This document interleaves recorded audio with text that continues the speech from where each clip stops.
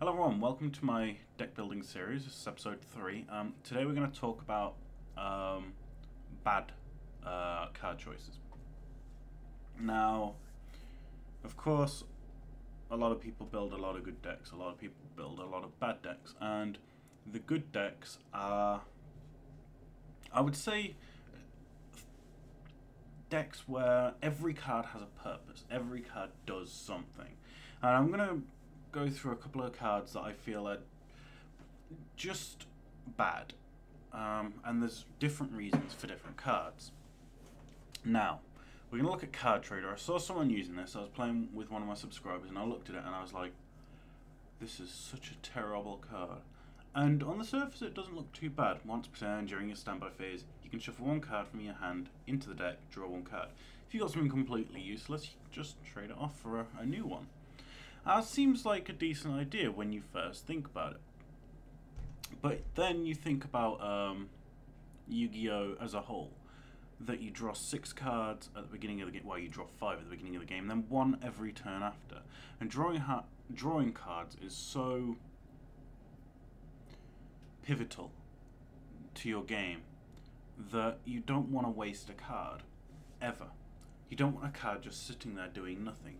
I mean, even though what I just said is drawing cards is pivotal and this card helps you do it, it's just not good enough to be able to run it. For me, a card either needs to have a really good destruction effect, something that can stop monsters, a good drawing effect, or just something that synergizes well with the deck. In fact, I wouldn't mind Card Trader if it had a real specific purpose in a deck. And a lot of the things that I say now and the cards that I come across in this video, there's only 5 I've got at the moment, but these cards I will say never use them unless it's specific to the deck. And there's a lot of decks that might run these things and blah blah blah. So I'm going to move on.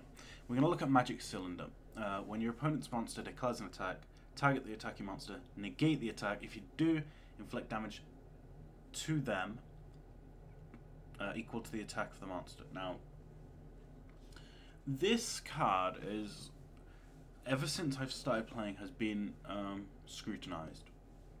Back in the day, 2003-ish, this card was known in the Holy Five Trinity. Trinity? No, the Holy Five. Trinity 3. And that was Magic Cylinder, Mirror Force, Torrential Tribute, Ring of Destruction, and Imperial Order. Now, this 5 was by a lot of people seen as a 4 because Magic Cylinder was not in there. And the reason it wasn't was because Magic Cylinder doesn't do anything. And you might think, but Shane, it stops an attack and does a lot of damage. But think about it like this, and I was playing against a Magic Cylinder earlier.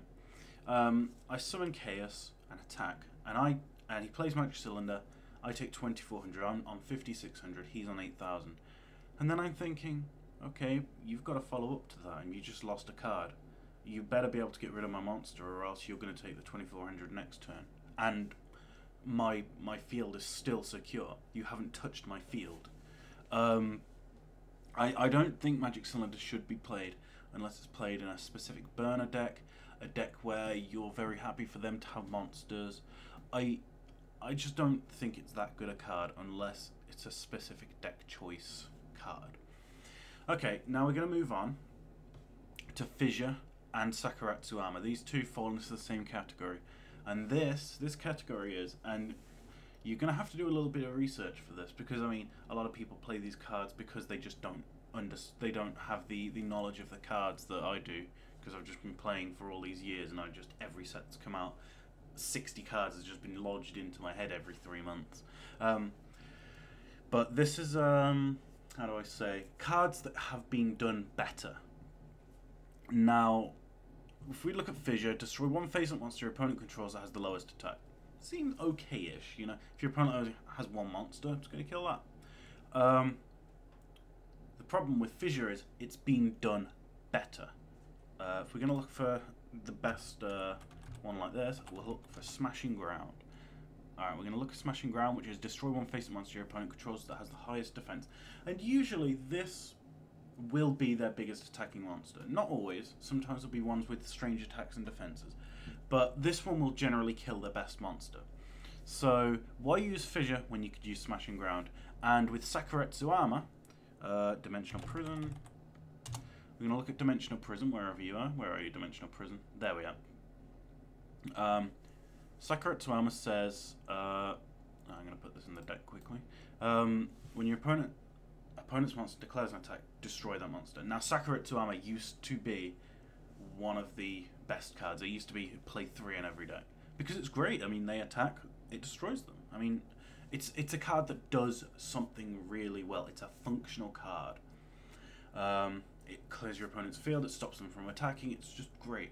Now, Dimensional Prison just removes them from play completely. So it does what Sakuretsu Armor does, but it does it better. Now, sometimes you might want to use Sakuretsu Armor. I can't remember why you would, but I'm sure there's a couple of reasons why. I mean, maybe some chaos thing where you don't want things going out of play. But most of the time, I'd say probably 99% of the time, you run Dimensional Prison because of that. Because it just does it better. And now we're going to look at this monster, Alexandrite Dragon, who has 2000 attack, 4-star light monster, quite good. He is the highest attacking monster for a 4-star that has no negative effect. Like this Goblin attack force that goes to defense when it attacks, so that's not as good as Alexandrite Dragon. Now, I have a problem with this monster because it has no effect. It has no... I'd rather take an 1800 attacking monster that does something. Now, like I've said, and I'm going to keep pounding this in, this is fine in its own deck. This is fine in a Chaos... It's not even fine in a Chaos Dragon, but any, like, normal dragon beatdown that kind of has a chaos theme to it because it's a light monster, maybe it'd be good in, but I'd still prefer a monster like Eclipse Wyvern, which has like 1600 attacks, something like that, and has an effect on it. I would definitely prefer that because it functions on top of being able to attack. I feel this episode's been a bit heavy, but I just need to drive this home that every card in your deck needs to do something. It has to be functional, or else your opponent's just going to smash your head in. I mean, I've been playing with my subs a lot. Like, I've probably played a good 60 games, and I've probably won about 55. Just because every card in my deck does something, and a lot of the time, some of theirs don't. And I'm just like, okay. Sometimes they've had me on the ropes as well. Sometimes they've been beating me. And then they bring out a card that just doesn't do something, and I'm like, okay, so he's got 2 left in his hand, maybe one of those doesn't do something, maybe I can extend a bit more and not get punished for it, and that happens a lot.